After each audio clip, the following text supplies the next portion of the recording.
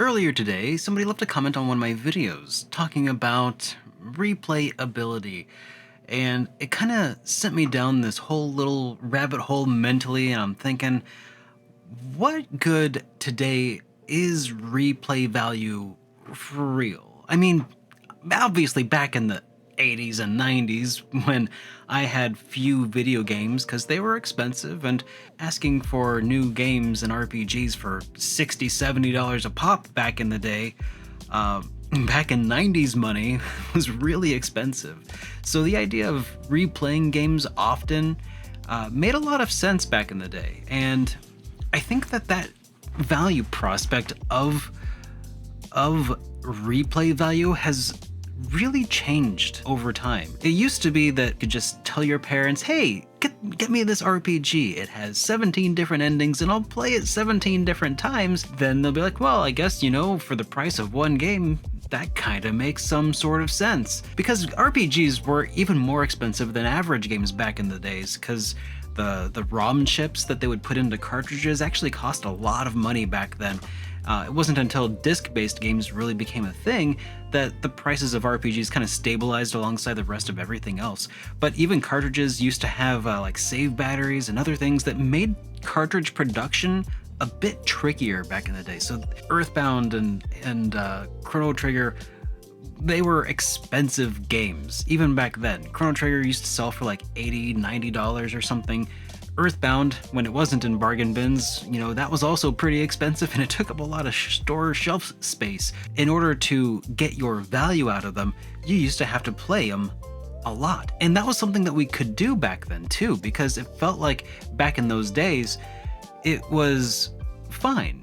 You almost had to replay and play every RPG just to fill all of your time, right? It felt like limitless time and limitless opportunities. We had all summer break and all evenings, and then gradually things would change, right?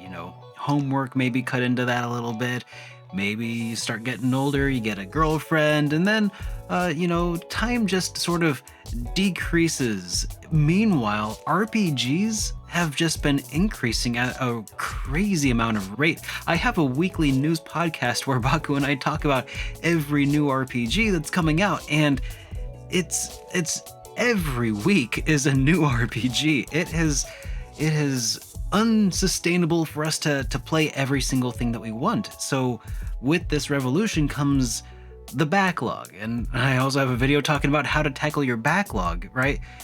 But even people who have the time set aside to play games, the top 10% of the top 1% of people with too much time on their hands still have to be choosy about what games they play and when they play them. And it just dawned on me that, replay value used to be such an intrinsic thing to RPGs. I replayed games so much growing up. Chrono Cross, Chrono Trigger. They obviously had multiple endings, and you wanted to play them a bunch of different times to get the different endings. But then there were games that I would replay all the time that didn't even have multiple endings, or what you might call some sort of intrinsic replay value. I used to replay Earthbound all the time, though there was honestly not really any need to. Terra Enigma neither. The Secret of Mana, they all had just the one ending. I mean, sometimes they had some diverging paths you could follow that would allow you to, see a different cutscene every once in a while. But a 5-minute cutscene at most, does not necessarily make up for the, 20-30 hour investment of going through an RPG a second time around. So I'm just thinking about all of these ideas swirling around in my head, and I'm coming to the idea that replay value, just really for the most of us, is just not really that important anymore. Are we experiencing the death of the replay? And I think in a lot of ways, it kind of makes sense that video game developers should probably stop implementing features that require secondary playthroughs. I've been playing through a lot of the Trails games, not that recently, but I'm still making my way through them gradually, and I will get onto more soon, I think. But some of those cutscenes that are, up to 5-6 minutes long require you to play through subsequent playthroughs to see alternate routes. And one of the things that I've recommended to people who really want to see these things is really not to play through a second time, but to just go watch them on YouTube and just pick the characters that you want to spend time with. And I realize that this is probably sort of a subtle distinction, because I'm not saying that anybody should just stop replaying games. I mean, I replay Chrono Trigger, Earthbound, and Terra Enigma so frequently, it's practically a meme at this point. We're gonna replay Chrono Trigger again. It's gonna happen. But I think that the reason we do that is less for the replay value that designers built in and more for the nostalgia factor that has just drawn me back in time and time again. Because Earthbound feels like home to me, and it's fun to go home for the weekend or whatever every once in a while. So yeah, replay value, it's not what it once was. Replayability versus replay value. I guess that's another whole distinction that I've been mulling over in my head that I'm just not sure about. Like, I feel like replay value is something that somebody builds into a game to give you the value for secondary playthroughs or additional playthroughs. Whereas replayability could be anything that makes you want to replay that game. Like, let's take a look at a non-RPG, for example, like Mario, the original, platforming run and jump Mario. There's not really any what I would call replay value in that, except for maybe the drive to finally finish the game. But once you finish the game, what's the replay value?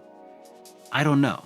But it's replayable as heck, and even though I've beaten it, I like to play it, the intrinsic replayability of the game drives me to play it again every once in a while, right? So when I'm talking about replay value, it feels less important now than ever before. And it's still something that I talk about in reviews, because I feel like forever replay value was one of those things that people expected and desired in RPGs.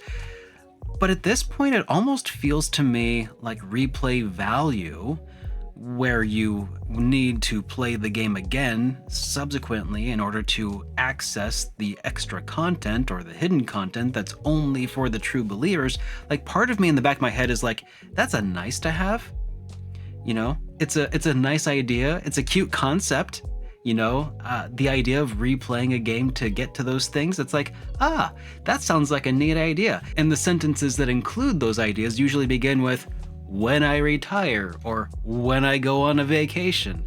And I just feel like, tomorrow's not guaranteed. So I kind of feel like I'm almost in a way burdened at times with replay value, where I have these alternate playthroughs that are now in my backlog right beside all of the brand new games that I've played.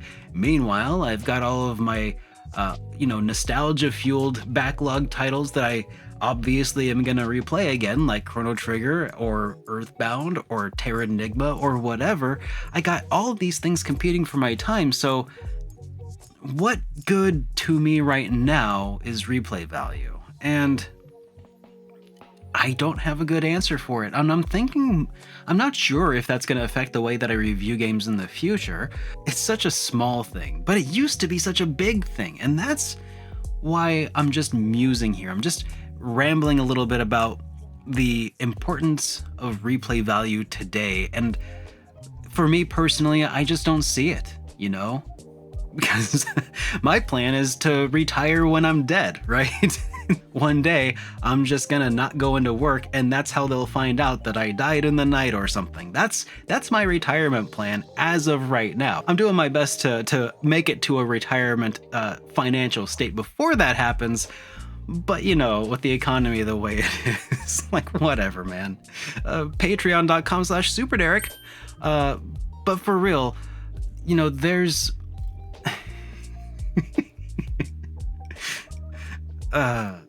But for real, there's more games than I could ever possibly hope to finish. I'm gonna pass the question back to you guys.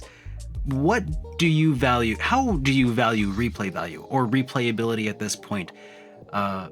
Does does content that requires or rewards alternate playthroughs, separate playthroughs, does that hold any water for you at this point in time? At this point in time, not back in the 90s when we had nothing better to do and nothing but time on our hands, but right now, do you go for that? And is it for every game? Or is it only for the top, the cream of the crop, as they might say? Let me know in the comments down below, because I've got so many thoughts swirling around in here about this in my noggin, and I'm not sure. Am I alone on this? I don't think I am. Anyways, guys, I hope you enjoyed today's ramblings, and I'll see you in the next one. Have a great day, everybody.